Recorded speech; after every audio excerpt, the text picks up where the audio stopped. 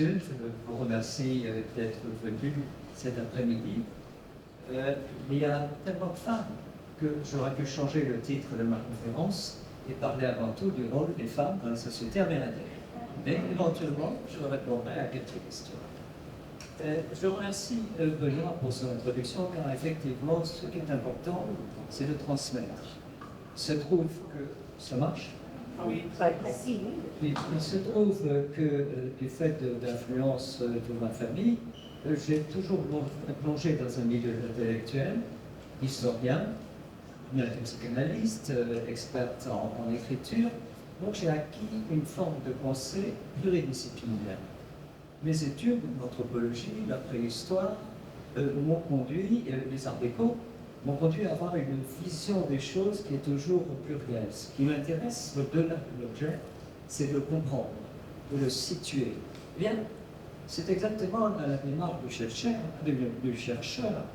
Le chercheur, il cherche à transmettre, établir l'authenticité, la véracité de fait. Comme l'a si bien dit Benoît, vérifier systématiquement ses sources et progresser. Je dirais que ce dont je vais parler, c'est-à-dire des anciennes populations amérindiennes, sorte de synthèse, j'essaierai d'aller vite, eh bien, elle repose sur deux choses, passons sur l'image, l'archéologie, les sources historiques d'abord, et ensuite est venue l'archéologie.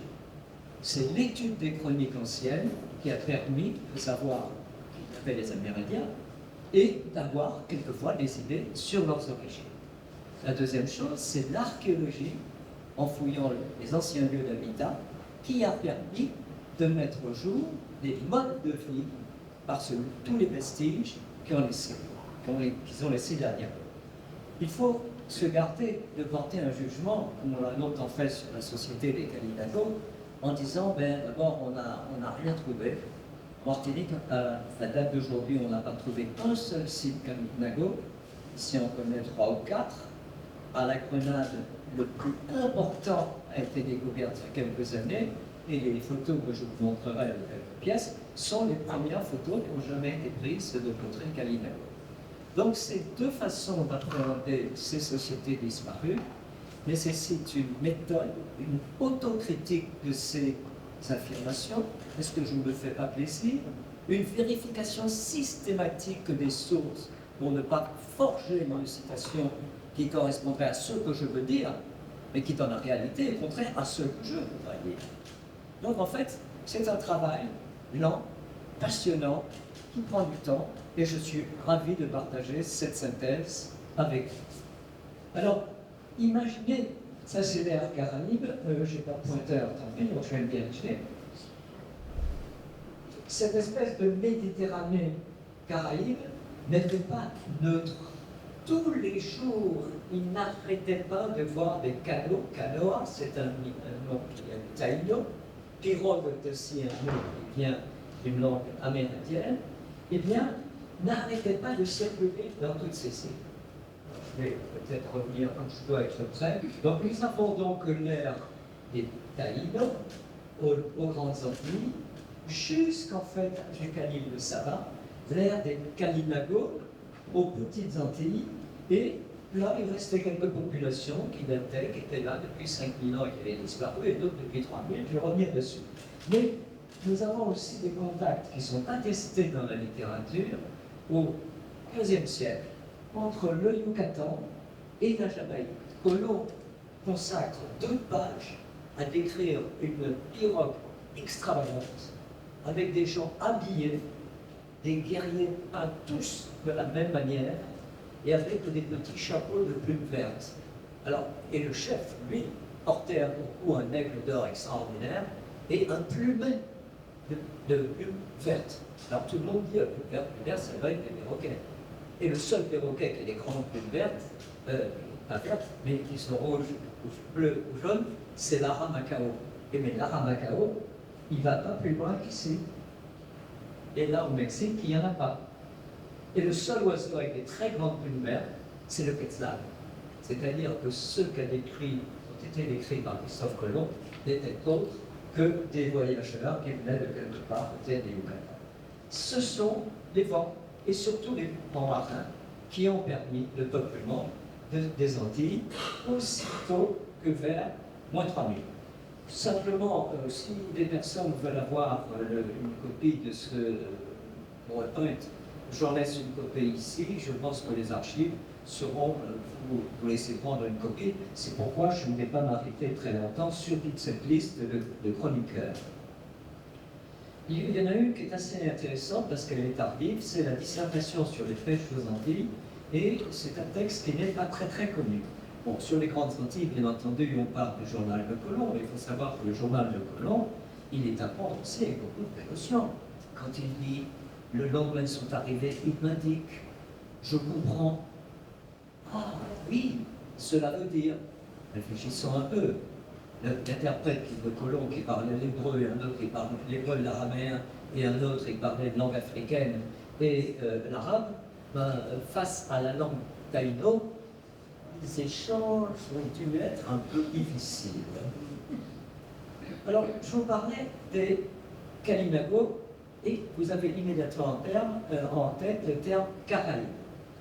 Comme je l'explique ici, on oublie qu'après les traités de Tordesillas de 1493, sous Alexandre, l'autorité du pape Alexandre VI, le monde avait été partagé entre les Espagnols et entre les Portugais.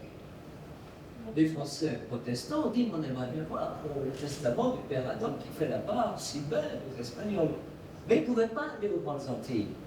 Donc ils se sont dirigés dès 1504 vers le sud du Brésil, où là, à la différence des Portugais qui ont tout de suite commencé la traite négrière et l'implantation de la colonisation, ils ne faisaient que faire du commerce. Du commerce, en particulier du bois rouge, pour les ports de Dieppe et de Rouen, où ils rapportaient le bois qui servait à faire la teinture rouge. Ils rapportaient des manicous, des perroquets, des macaques, des petits caïmans, des tas de choses très exotiques qui allaient orner les cabinets de curiosité. Et c'est là qu'ils ont emprunté un mot, et ce mot, c'est le mot Caraïbe. Alors pourquoi le mot Caraïbe a-t-il été appliqué au nom aux populations des Petites Antilles?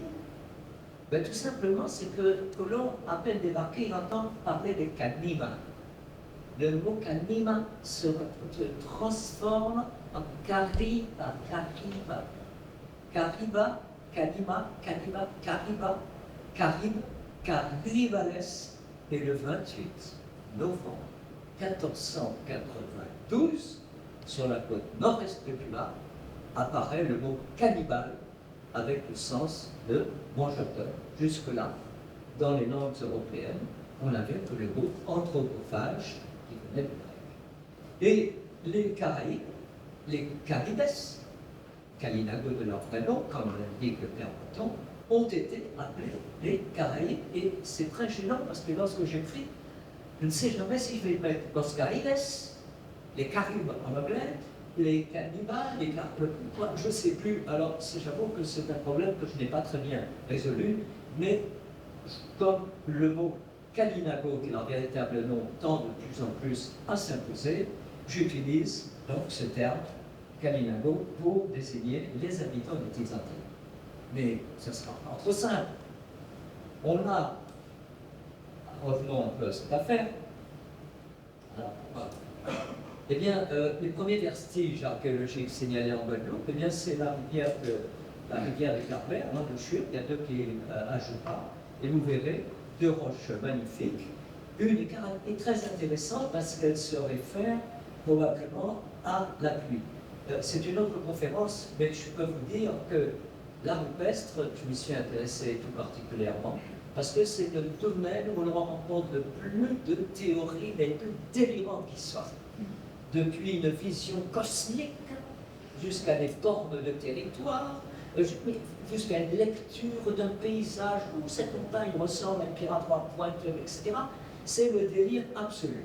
Je me suis un peu risqué dans ce domaine en utilisant les mythologies des Grandes Antilles et les mythologies de l'Amazonie, et je suis arrivé, c'est la synthèse, c'est une thèse en 30 secondes, hein, et je suis arrivé à la conclusion que l'art rupestre a été réalisé pendant des périodes de très grande sécheresse qui au Xe et XIe siècle ont frappé toute la Caraïbe et en souvenir entraînant donc famine, chute de population, qui sont archéologiquement d'ailleurs de base sur des statistiques qui montrent qu'il y a eu des chutes de population, et ces chutes de population, on les avait attribuées à l'arrivée des guerriers féroces anthropophages Kalinago.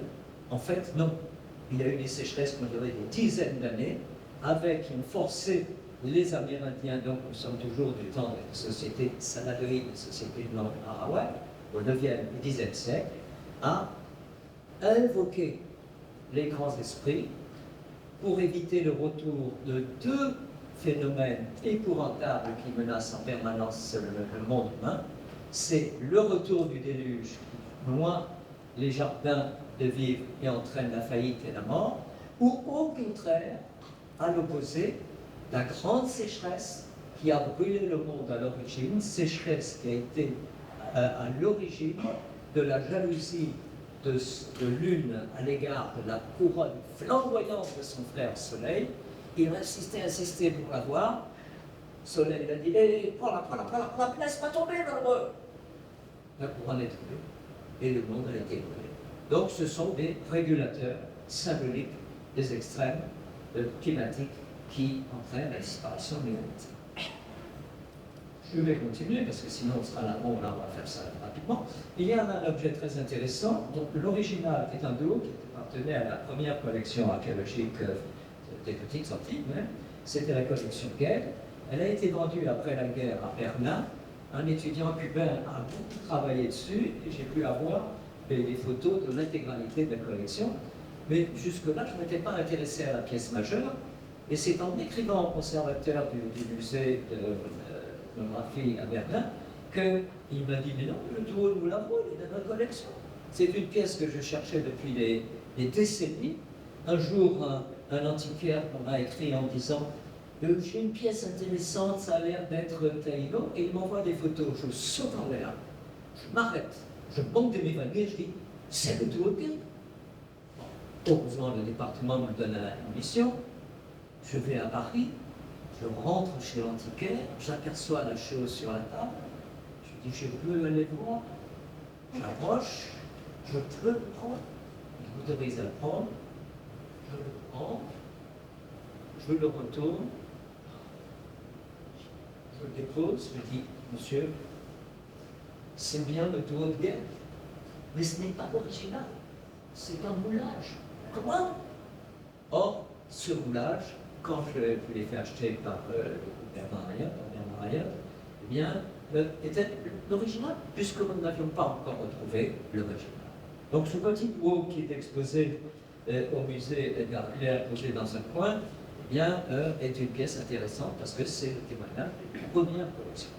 Alors, très rapidement, je reviens sur ces mots. Vous entendez tout le temps parler des Arawaks. En fait, au XVIIe et XVIIIe siècle, les chroniqueurs parlaient des Caraïbes qui lançaient des expéditions sur les Arawaks. Mais comme les Arawaks parlaient une langue arawak, on a fait un test de simplification, un raccourci historique en disant les méchants Caraïbes allaient combattre les gentils et pauvres Arawaks. Parce que la tradition orale faisait état, il y avait des gens Eyeri, Inieri, en langue caraïbe insulaire, ça veut dire des gens, des hommes, des gens. Ils ont dit, il y a des gens, oui c'est vrai, mais on a refait les hommes et on a gardé les femmes comme épouses. C'est vrai, mais mettons un petit peu de sauce autour du repas anthropophage. Taïno, ce n'est pas le véritable nom des habitants des Grandes Antilles lorsque Colomb a débarqué. On ne connaît pas leur véritable nom. On sait simplement par les textes qu'il y avait les Taïnos qui étaient là, le groupe dominant de cette société stratifiée, les Ni-Taïnos qui étaient la classe apparentée à ces Taïnos qui étaient justement les nobles, et les gens du commun, voire même presque les esclaves, c'était des Naborias. C'était une société stratifiée, équilibrée, avec des chefferies très importantes, des caciques très importantes, et tout autour, une série de caciques qui étaient relevables aux caciques principaux. Cannibale, je vous l'ai expliqué tout à l'heure, il ne reconnaît pas leur véritable nom, mais il s'est imposé. Alors, faisons un petit peu de chronologie, je dirais très vite. Les Grandes Antilles ont été publiées à partir de Belize, c'est-à-dire le Honduras, l'ex-Honduras britannique, c'est juste en dessous de la péninsule du Mexique, juste en dessous du Honduras, pas du Honduras, pas Belize non plus, un pays qui est très chaud en ce moment. Bon, c'est pas grave, disons que c'est par là.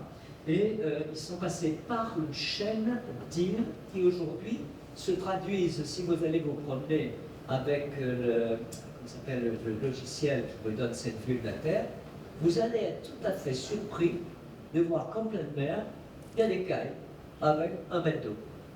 C'est tout ce qui reste d'une chaîne d'îles qui partait donc des côtes du Honduras, qui longeait les côtes du Mexique, du Yucatan, en direction de la Jamaïque.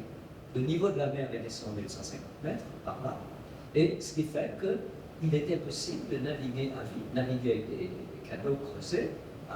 La voile n'existait pas chez les Amérindiens des Antilles avant l'arrivée des Espagnols, et ils sont passés. Ce premier peuplement, moi je n'aime pas beaucoup travailler sur les pierres parce que, bon, il y a des pierres taillées, une fois qu'on a fait le tour, ok, c'est taillé, il y a pas de technique, mais ça ne fait pas vibrer, on fait ça à l'eau. Donc il y a tout un outillage de silex, de grandes lames de silex. La deuxième chose, la deuxième période débute vers moins 3000 et nous concerne directement. Elle vient du site de Hortoir, on l'appelle la période hortoiroïde. En archéologie des Antilles, on utilise des concepts d'archéologie nord-américaine et on prend un site et on dit, ben voilà, le site de Morel, il va être le repère de tout ce qui ressemble à ce qui a été prouvé par Morel, on va appeler le moreloïde. Et c'est comme ça que Salanero, le site de Salanero dans le détail d'Orinoque, a donné lieu au saladoïde. Donc, Hortoir a donné lieu à la période hortoiroïde. Et cette période hortoiroïde, elle est présente dans toutes les petites Antilles dès moins 3000 de notre ère. Nous en avons la preuve ici en Guadeloupe. Le premier Guadeloupéen était un Arigalon. On l'a découvert son squelette dans une grotte, la grotte du Mont en état. Et j'aimerais bien beaucoup qu'il y ait quand même une action pour que les services de l'État mettent en valeur cette grotte qui est classée au patrimoine, mondial, qui a été classée au titre du monument historique. Mais le commandant Hougon s'était réapproprié cette grotte, car en Haïti, personne ne peut rentrer dans les grottes sans aller discuter d'abord avec le Hougon qui la sert, et moyennant quelques espèces sonnantes et très touchantes, un peu de tabac et un peu de rhum, eh bien, nous soufflerons comme il faut pour faire venir les esprits, et après, je vais être autorisé à rentrer dans les grottes. Donc, le Hougon qui a, je dirais, fait son fort à Marc-Mélan, il n'a fait que prolonger l'appropriation. Voilà. Donc, c'est un peu dommage. Mais ça peut être préparé, et malheureusement, ce n'est pas fait, la grotte est fermée aujourd'hui. L'âge archaïque, on s'arrête vers moins 700. Qu'est-ce qu'ils ont laissé?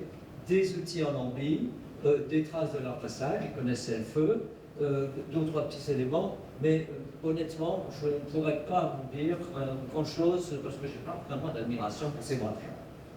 Et là, certains de ces groupes sont restés jusqu'à la période historique dans les parties reculées d'Haïti, on les appelait les Sibonais, et à Cuba, on les appelait les Guana-Atayes. C'était des gens qui étaient toujours au stade archaïque, qui avaient développé quelques essais de poterie un peu moche, pas terrible, mais qui étaient déjà des proto-agriculteurs. Ils utilisaient les ressources de l'environnement. Et ils ont disparu sous la pression espagnole et les Taïnos qui déjà les avaient refoulés dans les parties les plus lointaines. Voilà, donc squelette de état moins 3000. Alors, les Wécoïdes. Alors, les Wécoïdes auraient dû s'appeler les Moreloïdes, car Edgar Clair, dès les années 60, avait trouvé un matériel qu'il avait cru à l'époque, dans le carcan idéologique qui était les gentils Arawaks et les méchants Caraïbes. Il avait trouvé des poteries qui étaient belles, donc elles étaient forcément Arawaks. Et puis ceux qui étaient après, qui étaient un peu plus basses, plus récentes, pas terrible, moins bien fait, c'est forcément Caraïbes. Et donc le site est le site de Montréal, où pour la première fois on a retrouvé ces magnifiques doctrines. Alors les Wécoïdes, pour faire ça, il y a eu une discussion qui a duré plus de 20 ans entre Irving Rouse et Charlotte à Porto Rico. L'un était américain, l'autre portoricain. Derrière aussi des petites guerres d'influence politique. Et ça a duré plus de 20 ans. Rouse disait non, les Wécoïdes, oui, c'est une petite phase saladoïde, alors appelons-les les soisoïdo, saladoïdes, etc. Et puis Charlotte qui disait non, c'est une migration très importante qui vient de Colombie. Il avait partiellement raison, et moi j'ai toujours appuyé la thèse d'une migration différente des saladoïdes. Mais c'est ce que je viens de vous dire. Alors, ces petites poteries saladoïdes, là c'est un petit adorno dans un rongeur, sans doute. Là c'est un animal un peu étrange avec ses bras qui viennent au-dessus de la tête au milieu. Il est complètement sur la droite de l'écran. Et c'est une céramique de contact, car les Wécoïdes, vers 300 de notre ère, auront disparu, ils auront été englobés par la société saladoïde. Et il va continuer son développement pour donner naissance, quelques 300, 400, 500 ans plus tard, à la société des Taïnos. Je vous disais donc que cette chronologie des Caraïbes, etc. Alors là, vous voyez, dès qu'on parle de l'anthropophagie ou du cannibalisme, il y a des réticences, même les machines s'en mêlent. Le premier texte, c'est le cannibalisme en Afrique.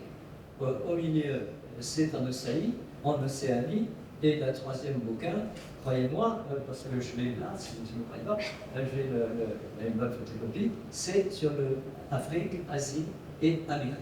Ça a existé à toutes les époques de l'humanité, partout dans le monde, et le cannibalisme, à l'exception du cannibalisme de survie, est toujours un cannibalisme rituel.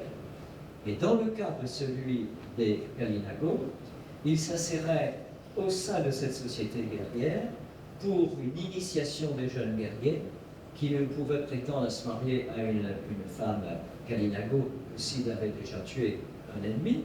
Et surtout, très curieusement, c'était l'affaire des femmes chez les Kalinago. C'est elles qui s'occupaient entièrement du captif, le choyait. Quelquefois, une femme lui avait trouvé un peu des enfants de lui, et le jour décidé de ça, malgré toutes mes recherches, je n'ai pas réussi à rentrer suffisamment profondément dans la tête de Kalinago pour savoir pourquoi choisit-il une nuit noire de ce mois-ci pour dire à son captif, eh bien, mon cher ami, à la prochaine nuit noire, tu vas y passer. Elle disait, bon, ok.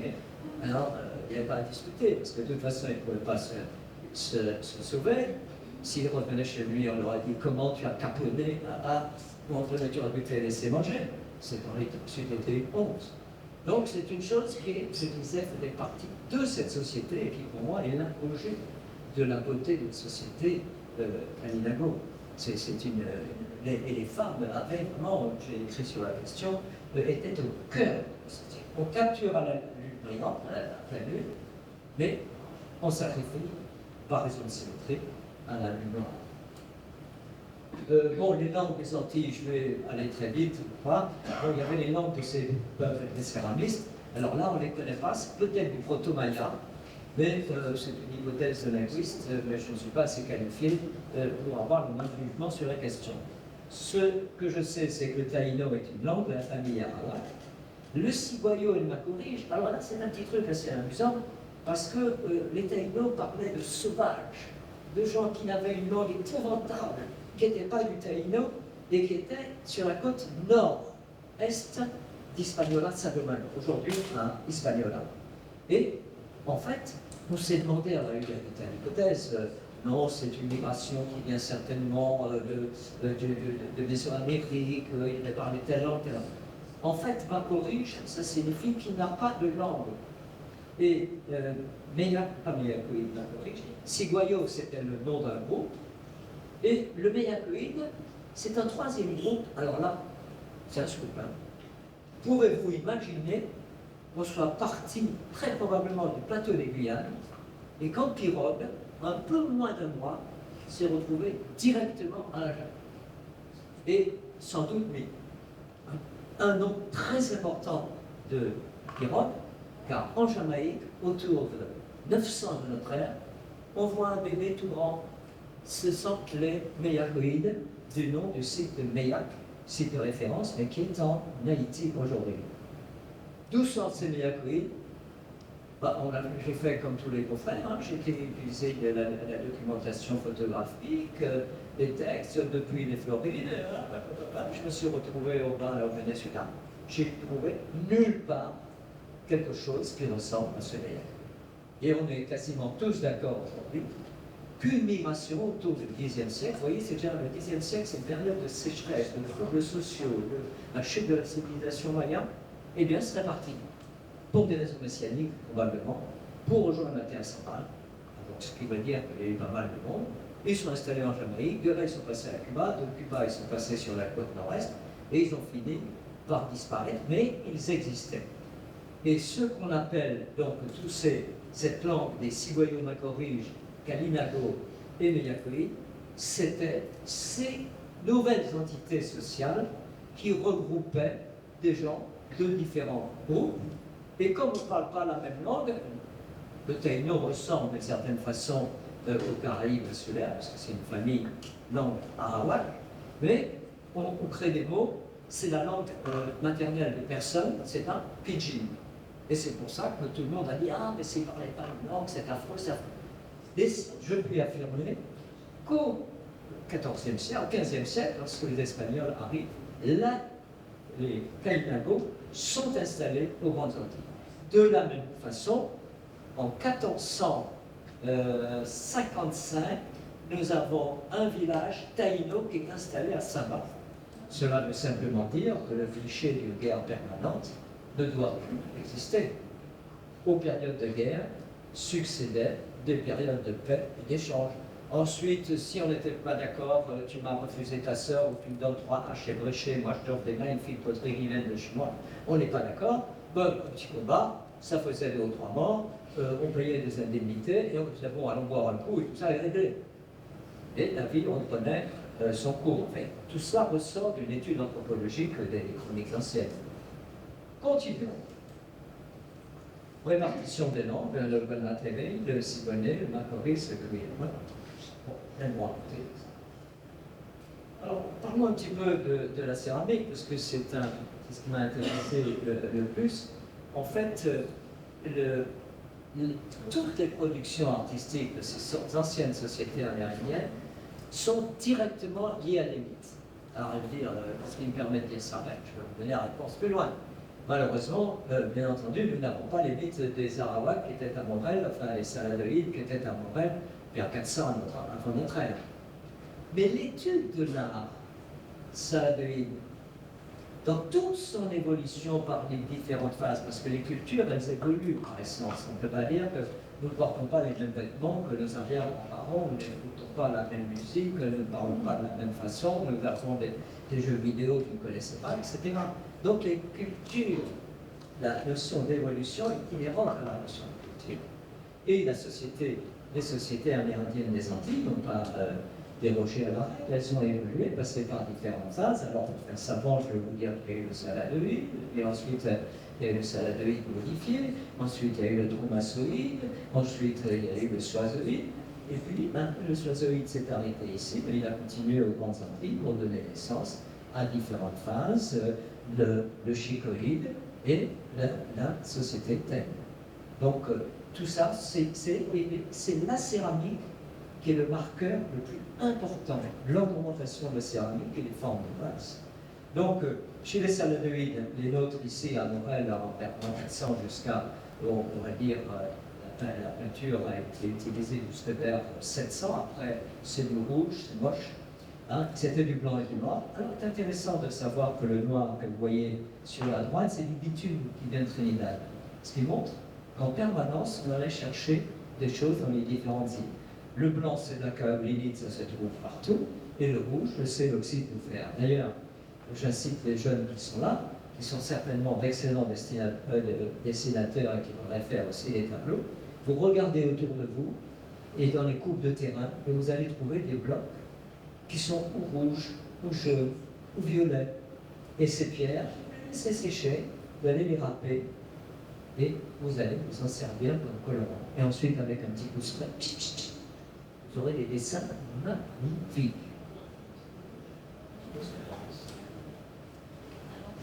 Bon, je viens de vous le dire à façon très vite. Alors, une chose intéressante qui montre la continuité de la pensée archaïque, la pensée des premiers saladiers des Antilles, c'est que, vous voyez, il y a, tout ça, ces deux vases, taïno, ils sont ornés de motifs incisés. L'incision, c'est le tracé sur la pâte molle d'un motif. La gravure, c'est un tracé sur pâte sèche. Et le modelage, le skiable. Et bien, le dessin sur le vase en noir et blanc, c'est un dessin qui représente une grenouille. L'adorno, c'est le terme que nous utilisons pour représenter les petites modelages qui représentent des animaux ou des humains, eh bien c'est une chauve-souris. Et les deux thèmes centraux de l'art taïno, il y en a d'autres aussi, comme la chouette, eh bien c'est la chauve-souris et la grenouille. Alors, anticipant sur ce que je vais vous dire, comme j'ai constaté que l'art des saladeries de Taïno, c'est-à-dire sur près de 2000 ans, a toujours pris les thèmes de la grenouille et de la chauve-souris, je me suis dit, est-ce que par hasard, par chance, dans le récit de ce moine qui s'appelle Ramon Panet, écrit entre 1494 et 1497, pour savoir si ces gens qui ressemblaient à des êtres humains, et méfions-nous, ce sont peut-être des animaux à aspect humain. Et ils seraient des humains s'ils ont des croyances religieuses et surtout s'ils ne sont pas idolâtres. Et notre brave moine Ramon Panet a dit, comme je l'ai acheté, je vous le vends. J'ai écrit tout ça, j'ai peut-être mis un peu à fond ce qu'il y a après, mais non, c'est pas moi, c'est eux. Tout ce que je vous raconte, c'est eux. Et ce petit opuscule de 26 petits chapitres a été publié dans la vie de l'amiral par son fils Fernando. Et ce texte, le texte original de Fernand a disparu. On ne sait pas comment le manuscrit lui-même est arrivé et ni qui l'a recorrigé, parce qu'il y a des erreurs dedans qui montrent que ce n'est pas Fernand Colomb qui a pu le rédiger en entier. Comment la relation de Panet s'est retrouvée là, alors que deux auteurs la citent en 1497, on ne le sait pas, mais nous avons ce texte en italien de 1571 qui est, pour prendre un terme, c'est une Bible.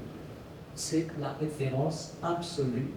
S'il n'y avait pas eu ce texte, tout l'art des Taïnos aurait été jamais domaine des élucubrations les plus extravagantes. Quand on regarde les catalogues des salles de vente actuellement sur l'art taïno, qui entre parenthèses n'existe plus, il n'y a plus d'art taïno, il n'y a que des faux sur le marché. Ça n'existe plus la peine. En revanche, il y a quelques artistes de très très grand talent qui continuent à vendre leurs pièces comme si elles étaient taïno, mais elles devraient être dans les plus grands musées du monde parce qu'elles sont extraordinaires. Et je suis en train de persuader un collectionneur de faire une exposition de sa collection, mais qui est fabuleuse, de créativité.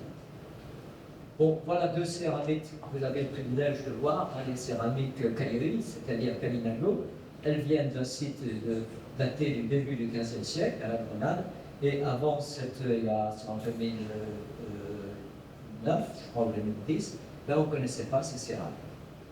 Alors là, je suis totalement incapable de dire ce que représentent ces petits zigouilles. Ce qui caractérise l'art taïno, c'est vraiment ces petits rubans qui ont reçu des coups de coquillage dessus, mais ce qu'il y a au milieu, ces petits trucs en bas, alors là, si un jour vous avez une vision, faites-en moi part, parce que je ne sais vraiment pas ce que ça représente. Ben là, vous voyez un échantillonnage de quelques vases Calinago. Celui du bas a été, on en voit une interprétation très très libre dans l'un des chroniqueurs de la bande, alors qui s'est amusé, on avait pu lui donner un dessin sommaire parce qu'il a rajouté de très belles formes. Ce sont des femmes alanguies avec des tas de détails, de feuillage autour de lui, mais ça n'a rien à voir avec l'art des Calinago. c'est ce que je vous disais, les mêmes thèmes centraux de là, le moins 400 en moins 500, la grenouille. Alors, la grenouille, vous me dites, oui, ça ressemble, là. Et les chauves-souris. En fait, à droite, vous voyez là, c'est un gimbo. Et les gimbos, une caractéristique, ce sont les chauves-souris frugivores, et les chauves-souris frugivores, elles se nourrissent de fruits. Et elles ont besoin d'avoir un nez extrêmement développé pour sentir les mangos, les goyaves, les corolsols, les pommes cannelle qu'elles dévorent. Vous les regardez passer dans la main, elles ne sont plus là. Et là, ils ont représenté un gimbo avec les ailes rabattues de chaque côté des oreilles. La grenouille, vous allez voir comment c'est représenté. Eh bien, ils ont pris le même procédé qui est un élément pour représenter le tout. Ils ont pris la patte de la grenouille, ça donne un petit crochet dans les dessins. Le petit crochet par une loi de symétrie, ça me donne une double crosse. Et ma double crosse, je mets une fois dans un sens, une fois dans l'autre, et ça me donne une petite représentation. Vous avez des centaines, des milliers de représentations de grenouilles en lambris, taillées dans des lambris, comme ça, avec cette forme de voyage. Voilà. Voilà, c'est pas terrible parce que j'ai une photocopie que m'avait donné Don Ricardo Alegria dans les années 72 ou 73, m'avait offert une photocopie de la relation de panier qui était dans le Museo del Libro à Porto Rico. Et il m'avait offert ça, et depuis 1972, j'utilise, je graphie, je fais les dessins sur ma petite relation de Ramon Panier. Et il y a quelques fragments de mythes et des indications surtout qui pourraient s'appliquer à certains objets. Alors, pour vous montrer un petit peu un exemple de production ouégoïde à gauche, c'est absolument hallucinant d'imaginer que les pierres aussi dures que l'aventurine, le jade ou la serpentine aient été travaillées pour donner ces représentations comment ça s'appelle, du sarcoran pape, qui est un retour, et on le retrouve aussi à côté du Panama, au Costa Rica. C'est un oiseau de proie qui transporte une tête humaine, un oiseau ou une tortue entre les serres. Mais imaginez que leur outillage, c'était des tranches de même époque pour râper, la peau de requin pour polir le bois, le feu, des esquilles de silex pour râper, des ficelles mouillées pour pouvoir scier, du sable. C'est pour percer un petit perçoir à archet. Dans mon bouquin, j'ai là, ici, là, sur l'art taïno, je passe un peu en revue les différentes techniques. Mais c'est hallucinant, on peut que s'émerveiller. Les femmes étaient les côtières, mais hors terre, que c'est dans toutes les sociétés amérindiennes, voilà, par exception, ce sont les femmes qui font les enfants et qui fabriquent, selon les rituels, la céramique et qui s'occupent de la cuillère. Alors tout est environné de quantité de précautions. Voilà les pierres à trois pointes. Alors les pierres à trois pointes, alors je ne peux pas vous dire le nombre de théories qu'il y a là-dessus. Les premières pierres à trois pointes avaient été trouvées par Edgar Clair à Morel. Et c'était, vous voyez, celle du bas, c'était un peu plus petit que ça. C'était en calcaire de grande terre. Et Edgar Clair avait eu la chance d'être assez prudent pour ne pas les frotter. Mais qu'est-ce que c'est que ces taches noires, c'est très noir sur les pierres? Eh bien, c'était des ligatures, des liens qui avaient été enduits de bitume chaud et serrés sur quelque chose. Quoi? Eh bien, c'est là ce que disaient les taïnos des pierres à trois points, qui m'a permis de repartir en marche arrière et d'en dire elles avaient déjà la fonction de féconder la terre comme les pierres à trois pointes chez les taïnos autour de 1492, et elles étaient fixées sur le baïon en créole et un koa taïno, le bâton sur lequel était fixé, imaginez un bâton comme ça, et c'était en haut, tu travailles pour moi, et on le poussait, et les femmes faisaient un trou dans lequel étaient les grains de maïs ou des cultures de manioc. Je viens d'utiliser un mot, elle me dit que c'est un mot pareil, mais pas du tout. Vous allez voir, bien sûr. Donc les pierres à trois pointes, c'est devenu aux Grandes Antilles, c'est parti de ces petits objets en pierre, et aux Grandes Antilles, elles sont devenues des objets extraordinaire. Aujourd'hui, une pierre à 3 pointes authentique, c'est 70 000 $. Il y a un faux magnifique qui a été vendu 300 000 $. Je vais consacrer un article d'ailleurs que la Société d'histoire de la Guadeloupe m'a fait l'honneur de publier. Donc, vous voyez, ces pierres à 3 points. Il y a aussi aux Grandes Antilles, c'est une variante des pierres à 3 points. Alors, elles évoqueraient le personnage Maketaoui, Goyaba, qui est en fait le premier mort. Car notre moine, Armand Pané, appartient à l'ordre des Saint-Jérôme, l'ordre des Hiéronymites, qui était un ordre combattant. Et les ordres combattants étaient créés de Portugal et d'Espagne, ont été créés au XIIIe siècle pour justement partir pour les croisades. Et ces ordres donc bien particuliers, bien, il faut transporter la foi chrétienne par l'épée, l'imposer partout. Il faut que le christianisme soit imposé. Donc il a été choisi par la reine Isabelle, et ce moine, on ne connaît rien de sa vie. Il est là, il a l'air tout humble comme ça. Il devait être, à mon sens, le fils un peu sur le côté de quelques nobles, parce que les couvents des hiéronymites, des nobles, venaient se réfugier, avaient une vieillesse tranquille et honorable, et moyennant une petite chapelle que l'on construisait, quelques embellissements de l'ensemble, eh bien, il passait une vie. Donc ce moyen était chez les hiéronymites, dédaigneusement, Las Casas dit, ah non, il était un homme du peuple, donc je pense qu'il veut dire par là, ce n'est pas un noble, mais notre Romain de Panet, il a fait quand même un sacré boulot, parce que si on n'avait pas ça, il disait tout à l'heure, et là-dedans, il lui pose une question, mais au fait, d'où venez-vous? Et Netanyahu répond, et voilà, il y a une grotte, on était en Chine, c'est la chose, et, ah bon, mais alors, et vous allez où après la mort? Et le texte vient tout de suite après.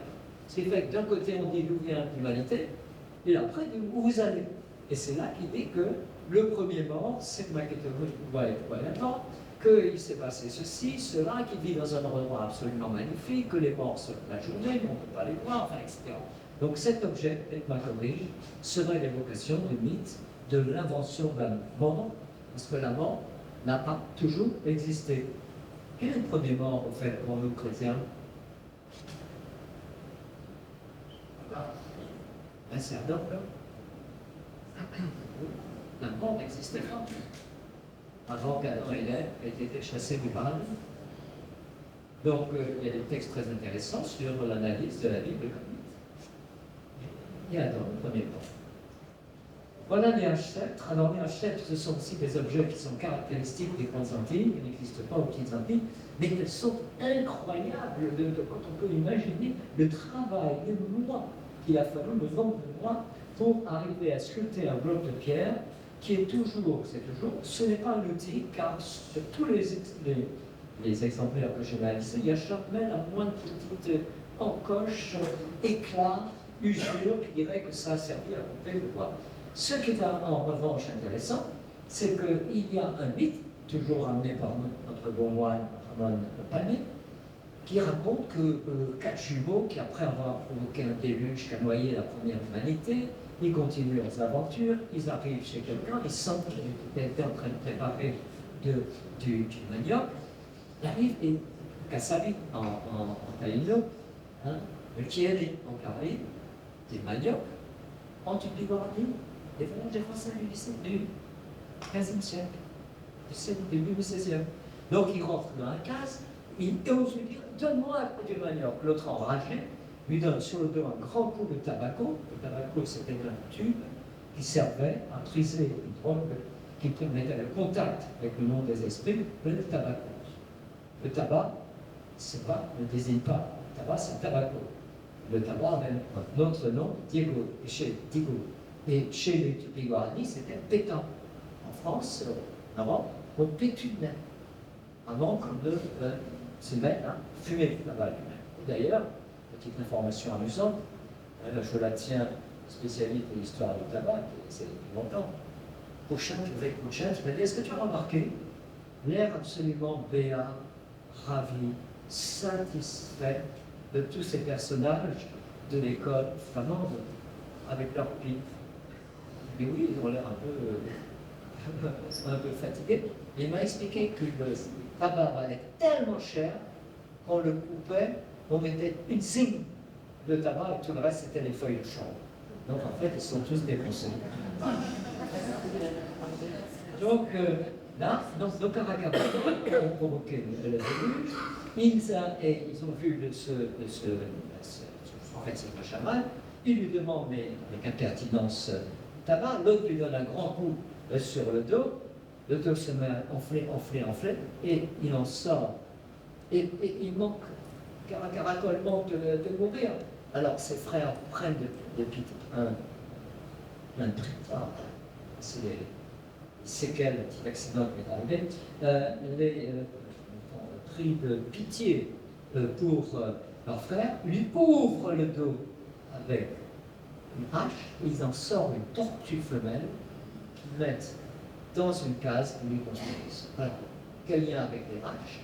C'est que les cases des caciques étaient à part, et c'est dans ces cases qu'ils mettaient toutes leurs statues les plus importants, leurs pierres à 3 points, et nous avons au Xe siècle, et un peu plus tard, des relevés de fouilles archéologiques qui montrent les formes des maisons représentaient une tortue avec une nageoire de chaque côté.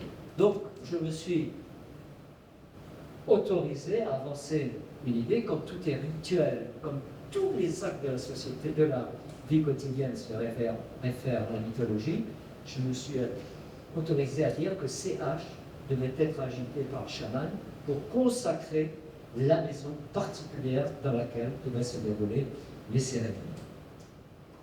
Voilà, elle a été aussi censurée, je suis désolé. Là, parce qu'on voit que la moitié. Donc, en bas, c'est une des simplifications du motif de l'agronomie, qui a été vraiment imparti par toute une série de transformations. Mais le petit personnage, personnellement, je ne sais pas si c'est quelqu'un qui est un homme-chien ou un humain qui est à moitié chien. Il faut dire que la Caoba, qui permettait l'organisation de beaucoup d'œuvres d'art, est à une molécule près du LSD naturel. Donc, est très garanti. Bon, là, j'ai mis quelques-uns de ces objets qui sont liés à la cérémonie de la Caoba. La cérémonie de la Caoba, c'était une cérémonie présidée par le chaman classique. Il fallait être le plus pur possible, c'est-à-dire que chacun des participants avait sa petite spatule, se lançait bien profondément dans la gorge, vomissait, et là, à ce moment-là, il pouvait prendre la Caoba, et il disait, ce que le Ramon Panet a rappelé, ils disent qu'ils volent, qu'ils voient des maisons à l'envers. Bon, vous pouvez imaginer les effets de cette drogue rituelle. Alors, et voilà pour notre ami présente de Cuba, c'est que nous portons tous, du Guadeloupéens, les Antillais en général, un triple héritage européen, africain et amérindien. Et très très juste titre, beaucoup de personnes, et les archives sont là pour en témoigner, les registres de catholicité, merci monsieur l'archiviste, hein, pour témoigner de mariage et d'une filiation qui conduit à des ancêtres amérindiens. Juste après, je vous montrerai un extrait d'un registre de catholicité des Robert à la Martinique, où il est question en 1700 et quelques de mariage entre Catherine issue de Caraïbes et un certain Gautier, etc. Donc vous voyez, Goya, Zikak, Anana, Giromont, tout ça, un lieu, une savane, ce sont des mots qui viennent soit du taïno, soit du Caraïbe insulaire, soit du tupi. Giromont, ananas, c'est du tupi. Savane, c'est du taïno. Zikak, c'est du Caraïbe insulaire. Goya, c'est du Caraïbe insulaire. Bon, toutes les données. Ravet, un Ravet, c'est du tupi. Agouti, c'est du tupi. Manikou, c'est Caraïbe insulaire. Kouyou, c'est Caraïbe insulaire. Wakara, c'est vrai, voilà. Un Koui, c'est du tupi. Pirogue, le Taïno, Carbet, c'est du Tupi. Bon, alors on peut continuer, je crois, et voilà. Dans Akuma, Balaou, Atawa, etc. Caraïbes insulaires, Aman, Tabas, Savan, Kanoa, Kabuya, Kassav, toutes les villes du Taïno, palétuvier, manioc, agouti, rambec, ouifuron, etc. C'est de la langue syrique et caraïbe.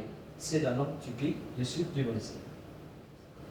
Un exemplaire déjà, de moins en moins de personnes, compte tenu des pollutions que nous avons ici en Martinique, pratiquent la pêche en rivière. Mais dans les années 75, j'avais fait tout un reportage avec des photos et c'était extrêmement intéressant le nombre de croyances qu'il pouvait avoir autour de l'origine amérindienne avec des objets cachés. Le 21 mai 1747, j'ai baptisé Catherine, et le 1er mars dernier, fille illégitime du sieur Esnaud des Gouttières et de Marie-Jeanne, issue de Carrefour. Donc, ce personnage du Caraïbe, eh bien, et Kalinago était encore au XIXe siècle ici. Et cette affaire, et bon, là je cite un ouvrage extrêmement intéressant de Gérard Lafleur, dont je vais donner la référence, eh bien cette affaire n'est pas encore réglée, car très récemment, mes amis André Delpech s'est fait contacter par quelqu'un qui prétendait détenir un papier qui prouvait la réalité des réclamations d'une de ses ancêtres là-bas. Donc je suis cette piste avec beaucoup d'intérêt.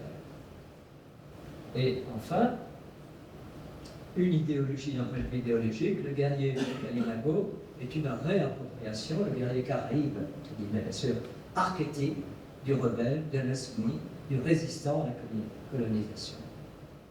À Porto Rico, on a une seigneur. Tous les ans, en juillet, il y a une réunion des peuples indigènes d'Amérique. Et il y a des Taïnos, des gens de Guyane, des gens du Canada, des Sioux, des Iroquois, enfin de toutes les ethnies américaines, qui se réunissent. Et l'héritage génétique, il suffit de voir d'aller à Saint-Domingue et même en Haïti et Cuba, pour voir que les gens sont absolument descendants de Taï. Voilà. Bien écoutez, bon, ça on s'en fout. Voilà. Bon, j'ai apporté ici trois ouvrages. Celui-ci, à peine sorti, est déjà quasiment épuisé. Peut-être qu'on devra-t-il en faire une réédition. Il porte sur l'histoire de la Taïdo. Celui-ci, il m'en reste 10, 12 exemplaires, ces deux-là. C'est une somme de 50 ans de travail à travers les chroniques et les décors. Là, dans ce registre différent, un conte qui s'appelle La baleine et ses frères, qui se déroule au Sénégal, et ce conte est parti de faits archéologiques qui se sont produits, la découverte du jour, la découverte du soleil, etc. Et celui-ci, c'est un héros qui s'appelle Philippe Boulet, avec un très beau texte sur le carnaval de Louis Collomb, à Saint-Sylvain. Et en fait, j'avais écrit ça pour me venger de toutes les misères que mon employeur de l'époque avait fait. Et j'ai écrit une satire du pouvoir absolu avec ce Philippe Boulet qui était un révolté et qui a fini par briser l'autorité suprême du grand roi. Voilà. Mais écoutez, vraiment, je vous remercie. Je ne sais pas du tout combien de jours.